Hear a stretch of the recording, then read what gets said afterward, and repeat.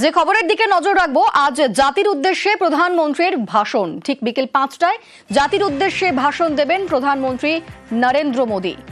আমাদের সঙ্গে রয়েছেন প্রতিনিধি মৈত্রী। মৈত্রী, কি খবর পাচ্ছি? দেখো, এখনো পর্যন্ত যেটা জানা গিয়েছে আজ বিকেল 5টায় দেশের মানুষের জন্য বক্তব্য রাখবেন নরেন্দ্র মোদী। যেটা অনুমান করা হচ্ছে যে যেহেতু আগামীকাল থেকে জিএসটির নতুন যে স্ল্যাব রয়েছে, নতুন যে রয়েছে জিএসটি রিফর্ম, সেটি লাগু হতে চলেছে, ফলে তার প্রাক্কালেই জাতির উদ্দেশ্যে বক্তব্য রাখবেন নরেন্দ্র মোদী। হ্যাঁ মৈত্রী, স্পষ্ট নয় যে কোন বিষয় নিয়ে প্রধানমন্ত্রী দেশের মানুষকে বার্তা দেবেন। বেশ, ধন্যবাদ।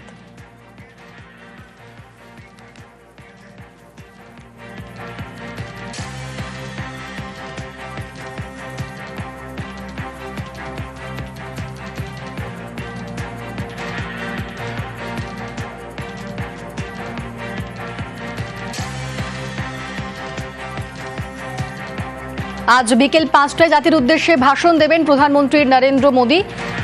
যে খবর আমরা পাচ্ছি, আজ ভাষণ দেবেন প্রধানমন্ত্রী নরেন্দ্র মোদী জাতির উদ্দেশ্যে। ঠিক বিকেল 5টায় ভাষণ দেবেন মোদী।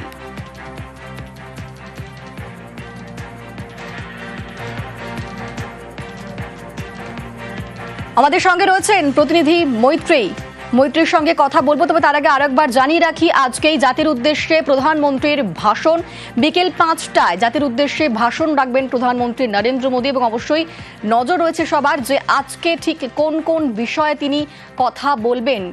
আমাদের সঙ্গে রয়েছেন প্রতিনিধি মৈত্রী। আগামীকাল থেকে জিএসটি লাগু হতে চলেছে, সেক্ষেত্রে আজকে প্রধানমন্ত্রী এই বিষয়ে কোনো বার্তাকে দিতে চলেছেন? দেখো, সেরকমই কিন্তু এখনো পর্যন্ত অনুমান করা হচ্ছে যে আগামীকাল থেকে জিএসটির নতুন রিফর্মস লাগু হতে চলেছে, এবং এবছরে 15ই অগস্টের যখন বক্তব্য রাখছিলেন লালকেল্লা থেকে প্রধানমন্ত্রী, তখনই কিন্তু তিনি ইঙ্গিত দিয়েছিলেন যে দিওয়ালির সময় এই নতুন রিফর্মস লাগু হবে এবং দেশের মানুষকে নতুন উপহার দিতে চলেছেন তিনি। কিন্তু তারপরে দেখা যায় যে দিওয়ালির পরিবর্তে নবরাত্রি থেকেই কিন্তু এই জিএসটি রিফর্মস লাগু হচ্ছে। আগামীকাল থেকে নবরাত্রি শুরু হচ্ছে, উত্তর ভারতের অত্যন্ত বিখ্যাত একটি পর্ব, এবং কিছুদিনের মধ্যেই আসছে দুর্গাপুজো। ফলে এই পরিস্থিতিতে দাঁড়িয়েই একেবারে জিএসটি রিফর্মস সাধারণ মানুষের জন্য চালু হতে চলেছে। ফলে যেটা মনে করা হচ্ছে এখনো পর্যন্ত যে এই জিএসটি রিফর্মস এর লাগু হওয়ার প্রাক্কালে দেশবাসীকে বার্তা দিতে পারেন প্রধানমন্ত্রী নরেন্দ্র মোদী। বেশ, আমাদের নজর থাকছে সেদিকেই। ধন্যবাদ।